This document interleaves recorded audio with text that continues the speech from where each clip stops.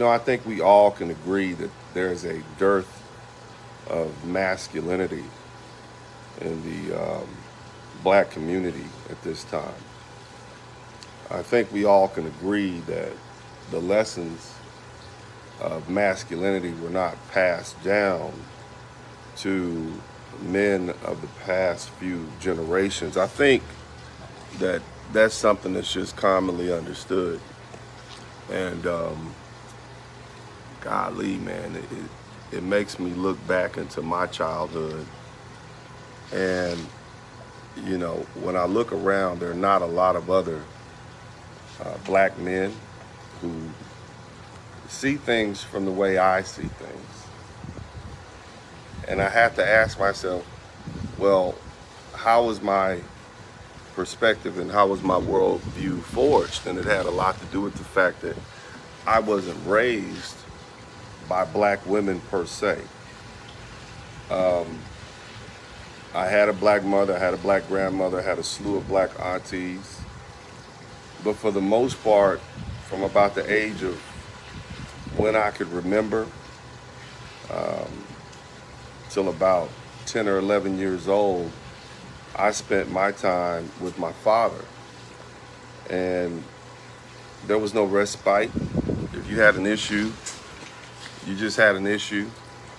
Um, but there was some rules and regulations associated with living in his household. Um, I recall things like coming up with a way in which I could make money, cutting grass, and to use his equipment, which was a lawnmower in the garage. I had to give him, I had to cut his grass for free, make sure that the lawnmower was maintained, and pay for gas. He didn't take a cut, but he was happy to see me doing it, but there always had to be a tax to be paid. So there was always consequences associated with even the good things you did, much less the bad things. My father was a disciplinarian. He was raised in Camp Pendleton by his father, Jim Sperling, who was a sergeant in the Marine Corps. And so discipline was the order of the day. Now, you all know that, those of you all who follow my page know that about 12 years ago, I was able to confirm that um, my father, who I'm named after, is not my biological father. But this is not something I knew up until well into my 40s. As far as I was concerned, and as far as I'm concerned now, my father, the one that I'm raised by, was a black man from North Carolina, or a black man born in New York, whose mother was from North Carolina and his father was from North Louisiana. And so, irrespective of the fact that I have great respect for my biological father, a man who I just met a little over a decade ago, much respect for him. He's a wonderful man. Culturally, he has had no influence on me, Um, as a man, he hadn't had any influence on me. So I have to revert back to my father, the man that I'm named after, the man whose legacy I carry, the man who I idolized as a young boy. And although I disagreed with him on many occasions, I do understand now that those lessons in masculinity are what has saved me from the plight of so many other black men. He was a hard man, but he was also an easy man. He had a big heart, but he could be devastating when it came to discipline. I would definitely say he was my harshest critic. Even the fact that I've been inducted into the Hall of Fame at Southern University, I hear his voice in my mind like, whatever. But he was actually a brilliant legal mind. I would question his business sense, but that's something that you have to learn. But bottom line is, as far as the lessons of masculinity, gosh, man, I think oftentimes mothers in general, children see their mom as the place where they can open up and let all their feelings out, and they don't have to hold back. They can throw tantrums. They don't have to listen to her. They can expose their real feelings. And so if you get that overdose of mothering as a child, and you don't get that, I don't care if your feelings are hurt from the dad, it creates somewhat of a warped perspective on how the world should be. You actually believe that the world owes you sympathy when your authoritative figure, your mother, the one you look up to, is constantly entertaining your feelings and your hurt feelings. On the flip side, fathers typically just don't care, and it may have to do something with the fact of how we're socialized, but also basic biology. Life is hard for men, and the sooner you learn that life is hard, that life is unfair, that you can be good, you can be kind, and still suffer, the better off you'll be. And I think those are the lessons that fathers teach their sons at a young age. And this cuts across cultural lines. It cuts across ethnicity. It's just one of those things. And so if you go back to young men who are raised by their mothers, they get this sympathy and they get this understanding. But then on the flip side, women, being women, they too will often show their emotions. And on days where they're frustrated and where they're upset and where they're angry, they may or may not, well, they may take it out on their children. And so on one hand, you got this nurturer and this woman who understands you. And then on the flip side, she just maybe gets upset and angry and she's emotional. And society has given women the leeway to examine both of those hemispheres as far as their psyche. But the effect that it has on the child is that on one hand, I have this mom who loves me and nurtures me and understands me and lets me emote and share my feelings. And on the flip side, I got this crazy lady who goes off on me, and I don't even understand why. So it's sort of a schism. It's a I guess a schizophrenic sort of experience with the authority. And so some men learn to work around that. Some men just remove themselves from it. Nevertheless, they never learn the lesson that needs to be learned sometimes, and that is that you just have to deal with it, that life is authority I'm talking about. Life is not fair. You're going to break bones. You're going to have bruised egos, and you still have to keep going because nobody owes you anything. And so what I think is that because we have a lack of masculine men, or really men have been neutered, men have been handcuffed, men are not allowed to be the type of men they need to be to raise strong sons. And it's not just about strong, it's also about balanced sons. And so in that balance, it gives rise to longevity and understanding, because if you're too far, if you have men out here who they're constantly trying to prove their masculinity, and they're going about it in self-destructive ways, and you have men who, in an attempt to prove their masculinity, they overindulge in female conquest. They're always seeking to slay the next, lay the next woman, get who they can bed, and they wrap their masculinity up into how many women they can sleep with, or the caliber of women they can sleep with. That was never my measuring stick for masculinity. And although my father and myself, those of you guys who know my history, I've never had an issue with women of all colors. I've always been able to get the best of the bunch. I think my ex-wife, about 10 years ago, she remarked to my sons, this is at the time I was extremely slender, she said, I don't care how big your daddy is. He always got a bunch of women. You know, I could be 300 pounds. I could be 215 pounds. I'm always going to be attractive to women, and it's not necessarily my looks. It's not my height. It's definitely not my financial status. It's the masculinity. It's women can sense masculinity, and there's a certain fear that women have of masculinity, but in truth, it's respect. When you are an extremely masculine man, you do masculine things. Most women will just step aside. Some of the again, and I tell brothers all the time, I'm an advocate for black men, and I understand what black men are dealing with, but I've never had a problem with black women. Most black women, they see me and they like, okay, it's like a Tyrannosaurus just walked in the room. They just pretty much leave me alone because they can see you can't control him. He doesn't care what you say about him. He doesn't care what you think. You can't out-talk him. He's going to have a response for everything you say.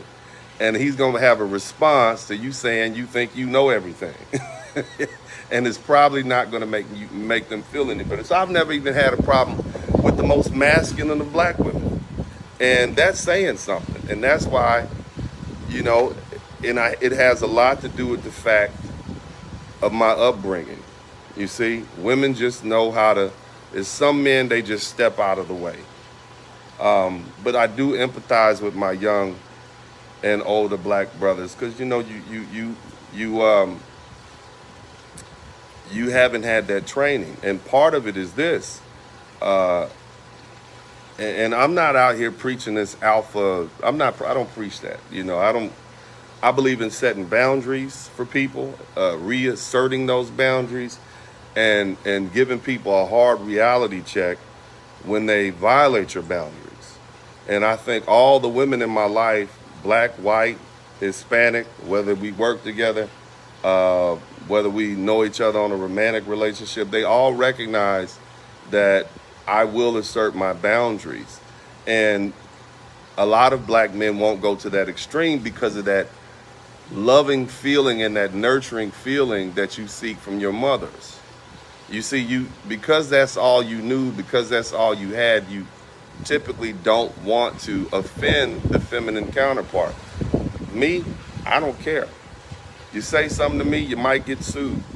You say something that I don't like, you know, I'm going to say something back. I'm not going to hold back. And that's not toxic masculinity. That's setting boundaries. And the key component of masculinity is respect. And it's respect for others and forcing others to respect you. I tell men all the time that respect is the currency of manhood.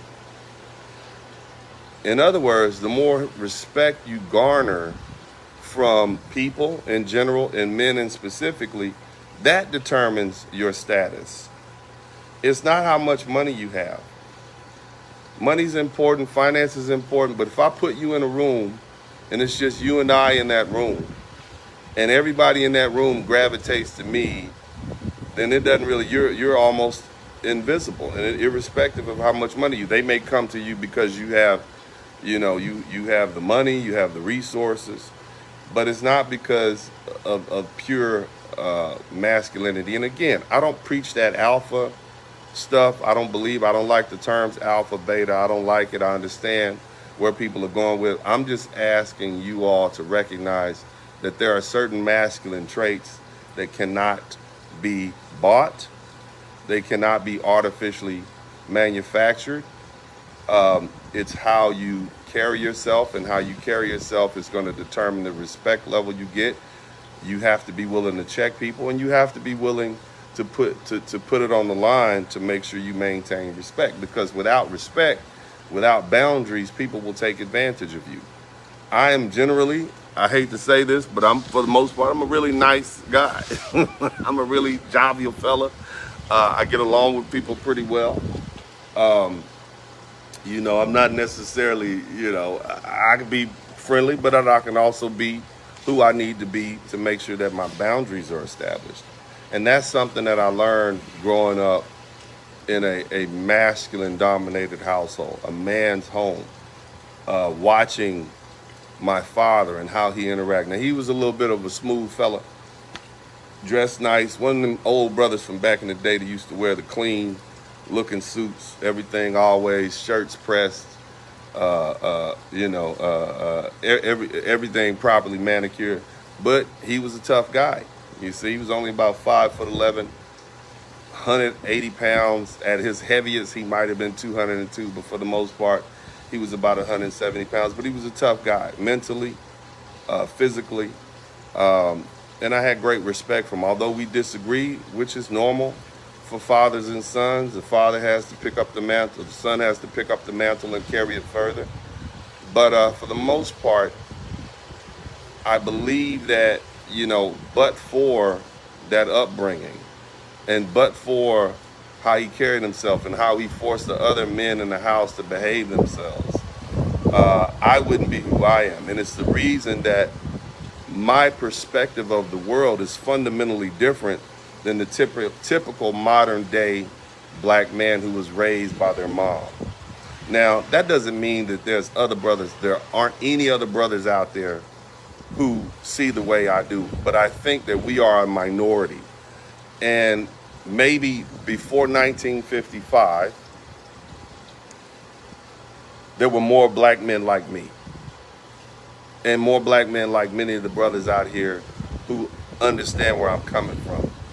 Masculinity, establishing your boundaries, making sure nobody can get to you, means that your castle is intact and that castle around your mind is intact, and it gives you the opportunity to think freely. You start doing what's in your best interest.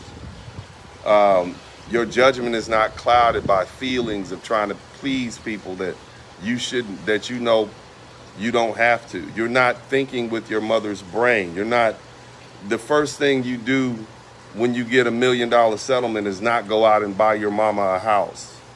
Because as a man, you realize you're not her husband. You're not her man to take care of in that regard. And so your perspective, you're not beholden to her. But when you grow up with that mommy figure, when you grow up being, oh, mom, you love mommy, and the brainwashing that comes along with having a woman raise you, you guys know what I'm talking about. Putting mama first, you're going to take care of your mama. No, I'm not, mom, you're grown.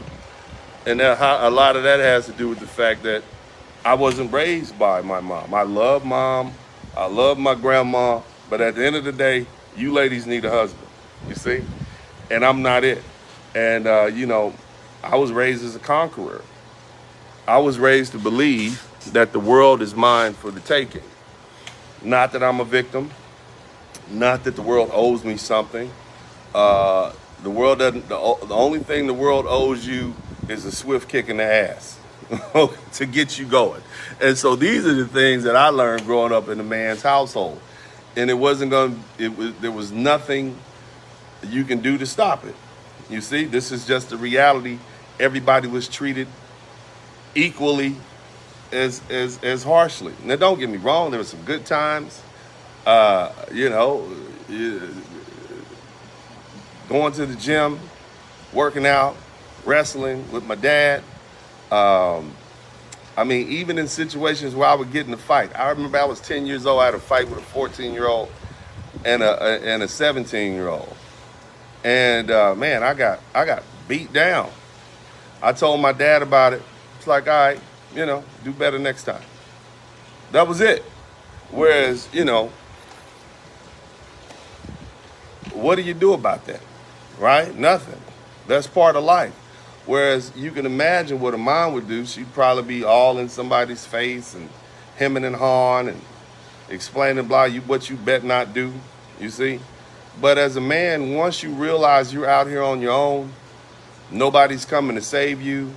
Mama is not going to come up to the school with her flip-flops on, screaming at the teacher. Once you realize that you're on your own, you become a better man. You become a grown-minded man. You might be 14 years old, but once you realize you're the only one that you can depend on, there's no going back, that's when you start moving forward as a man. That's when the level of maturity comes in. When you realize there's no crutch, nobody's coming to save you, when you know, there's only a couple of options in front of you and you got to make the best. There you go. That's when manhood starts. Women don't know that. They're not taught that. There's always a safety net to save a woman in this society. Marriage, the government will kick in, you see? But for men, there is no safety net. Now, if you're raised by a woman who infuses in you her perspective of the world, that there's always a safety net, then you're never going to be the man you need to be. You're never going to recognize that I have to rise to the level of the occasion. And even if you go out and you're successful in this world, there's always going to be insecurities because you truly don't know what you would do in the face of adversity. I was telling my wife the other day, it's like, I know I'm going to be all right. Why? Because I got a track record of working my way through difficult situations. Whether it's the boardroom, whether it's the football field, whether it's a prison yard, whether it's a cupcake factory, I'm going to be fine. And that's what comes along when you've been tried and tested, and when you had your back against the wall, or when you're flat on your back and you got to pull yourself up, when you got to get up like a man, and there's nobody that's going to give you a helping hand. That's who you know you are. That's when your wrinkles and your definition of what manhood is and what it means to be. You can't learn that from a woman, because with women, they always know somebody's going to come save you. They know always somebody's always going to come save a woman. If she's stranded on the side of the road with a flat tire, all she literally has to do is get out. And if she's dressed like a woman, somebody's going to come save her. Now, that's not saying you wouldn't help a fella if he needs help. That's not what I'm saying. But for the most part, women expect that help. They expect society comes to save them because there's intrinsic value in being a woman. The mere fact that a woman exists, she's born with everything she needs to truly fulfill her biological obligations. A man has to actually go out and prove himself. A man actually prove himself through his actions, through his accomplishments, and then he gets labeled with a man. Just because a boy turns 18, yeah, he's a biological male. He's of the age of adulthood, but he's not the caliber of a man who's gone out into the world and done things and succeeded. He hasn't proven himself. And most men will never prove themselves because they think, I don't have to, because somebody's going to always come save me. So they never get a chance to pull themselves up and dig themselves out of these tough situations. Because even if they're put in the tough situations, they sit around and complain like women do about the system, about the weather, about how they can't do this and they can't do that, or they can't accomplish that, or they got to do this before they can do that. And if you don't help them get to this point, they can never get to point B, and therefore it's your fault. It's like a guy saying, man, I just need to be a mechanic, but I need somebody to give me $600 so I can go to mechanic school. And if you don't give them that $600, guess what? It's your fault that they're not successful. That's not how men operate. That's how women operate. You might want to boost up, but nobody owes you anything. They don't even owe you a dime. Nobody's obligated to piss on you if you're on fire on the side of the road. That's what you learn as a man. That's what fathers teach their sons. That's what I was taught. And I think that's the fundamental difference of my perspective on the world. And once you realize you're on your own, once you realize that, you start thinking differently. And I don't want to delve into politics in this regard, but at this point, I tell you guys all the time, vote your interest. Vote your interest, because nobody's coming to save you. You might vote for somebody who you think is popular, or you may like, or they may share the same skin tone as you, and you can end up worse off, and you have to recognize nobody's coming to save you. So you don't have that luxury of extending your grace and your gift and your empowerment to somebody else. You better focus on taking care of numero uno and your responsibilities, your family, your home, your job. You got to focus on number one. I have to be more ruthless and heartless when it comes to decision making. I have to say, no, we need to send these immigrants home. Why? Because these immigrants are going to make it more difficult for me as a man to keep a job or to keep employment. Now, maybe I'll just capitalize on the fact that they're here, but there are a lot of people who are American citizens who are basically put in a position where if these people come up and drive down the value of the work market, guess what? That drives down their wages. They can't feed their family. So you have to vote your interests. That's been my perspective as far as politics, and that's the conclusion. I don't have the luxury of voting with my heart. I have to vote with what's in my own best interest.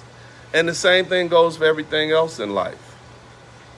Same thing goes whether we're talking about relationships. I got to cut this woman off because she's not serving my interests, and I know nobody's going to save me. And if she gets in my way, if she begins to undermine my ability to succeed, only thing that's going to happen is they're going to blame me.